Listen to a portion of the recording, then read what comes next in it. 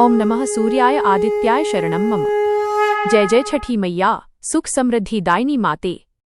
दोस्तों, क्या आप जानते हैं, छठी मैया का व्रत इतना शक्तिशाली होता है कि जिसने सच्चे मन से इसे कर लिया, उसके जीवन के सारे दुख, सारी परेशानियां खुद छठी मैया मिटा देती हैं।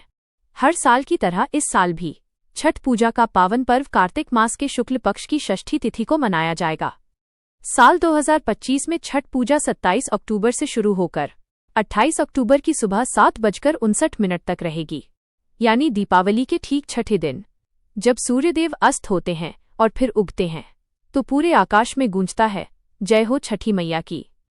आइए अब जानते हैं, नहाए खाए की परंपरा। छठ पूजा की शुरुआत होती है नहाए खाए से।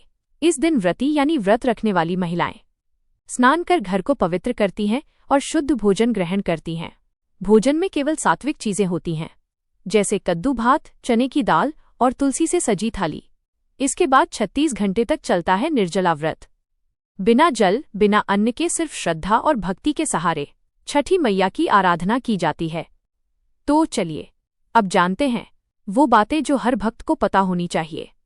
छठी मैया कौन है? छठी मैया सूर्यदेव की बहन मानी जाती हैं और माँ कात्यायनी का ही रूप हैं। इन्हें संतान देने वाली माता कहा गया है। जो सच्चे मन से छठी मैया की पूजा करता है, उसकी संतान की रक्षा स्वयं माँ करती हैं। घर में सुख, समृद्धि और दीर्घायु का वास होता है। कहा जाता है, जिस घर में छठी मैया की पूजा होती है, वहां से रोग, दरिद्रता और अशांति सब दूर हो जाते हैं। लेकिन ध्यान रहे, कुछ महिलाएं गलती से भी यह व्रत न रखें। पहला, जो महिलाएं अधूरी शादी में हैं, यानी जिनकी शादी बिना 7 फेरे या बिना अग्नि के साक्षी के हुई हो या केवल कोर्ट मैरिज हुई हो, उन्हें छठ पूजा का व्रत नहीं रखना चाहिए, क्योंकि ये छठी मैया का अपमान माना जाता है। ऐसे लोगों पर व्रत का उल्टा प्रभाव पड़ सकता है। दूसरा, जो महिलाएं यह व्रत केवल दिखावे के लिए या शौक में रखती हैं, बिना श्रद्धा के उनके परिवार में कष्ट आ सकते हैं। तीसरा, जो परिवार व्रत के समय अपवित्रता रखते हैं, घर में गंदगी, लहसुन, प्याज या मांसाहार का प्रयोग करते हैं, ऐसे घरों में छठी मैया का वास नहीं होता। दोस्तों, अब जान लीजिए वो 3 चीजें जो छठी मैया को कभी नहीं चढ़ानी चाहिए। पहली, तांबे के अलावा किसी और बर्तन से अर्घ्य न दें। चांदी, स्टील या प्लास्टिक के बर्तन से दिया गया अर्घ्य व्रत को अधूरा कर देता है। दूसरी, व्रत के दौरान मांस, मदिरा, लहसुन, प्याज का सेवन सख्त वर्जित है। जो ऐसा करते हैं, छठी मैया उनसे रुष्ट हो जाती हैं। तीसरी, प्रसाद बहुत शुद्ध स्थान पर बनना चाहिए। यदि गैस पर बना रहे हो तो गैस को पहले धोकर पवित्र करें। नया चूल्हा या लेपा हुआ स्थान ही प्रयोग करें। आइए अब जानते हैं व्रत के दौरान सावधानियां। घर में झूठे बर्तन या गंदे कपड़े न छोड़ें। गंगाजल से छिड़काव कर पूरा घर पवित्र करें। अपनी वाणी को नियंत्रित रखें। बुरे विचार, अपशब्द या झगड़े से दूर रहें। व्रत के दौरान भूमि पर सोना श्रेष्ठ माना गया है।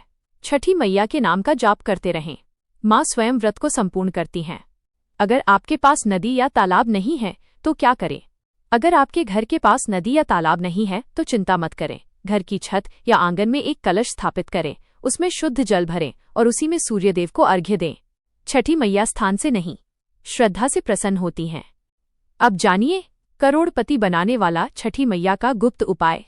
दोस्तों, मैं छठी मैया की सौगंध खाकर कहती हूँ, अगर आपने ये उपाय कर लिया तो आपके जीवन में धन, सुख और सौभाग्य का प्रवाह रुक ही नहीं सकता। छठ पूजा के दिन 1 नमक का पैकेट, 1 पानी की बोतल, 100 ग्राम सरसों का तेल, 50 ग्राम सूखी लाल मिर्च, 500 ग्राम चावल, 500 ग्राम उड़द की दाल और 5 रुपए के बताशे।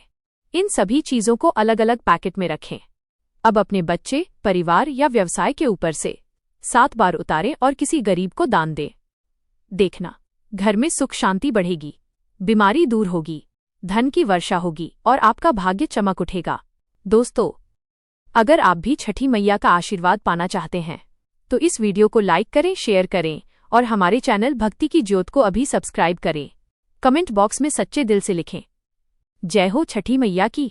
आपका जीवन छठी मैया की कृपा से सदा सुखमय, समृद्ध और मंगलमय रहे। मिलते हैं अगले वीडियो में। तब तक के लिए राधे राधे।